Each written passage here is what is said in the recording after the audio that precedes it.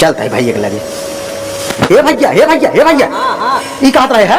अरे एक धंधा बहुत बढ़िया समझ में आई है। कौन धंधा? एक धंधा बहुत बढ़िया समझ में आई है। कौन धंधा बताओ? अरे बता का बताई भैया, सुनबा एकदम निहाल हो जाबा तो हूँ भैया, बहुत सस्ता धंधा हो है। अरे बताओ, बताई दे।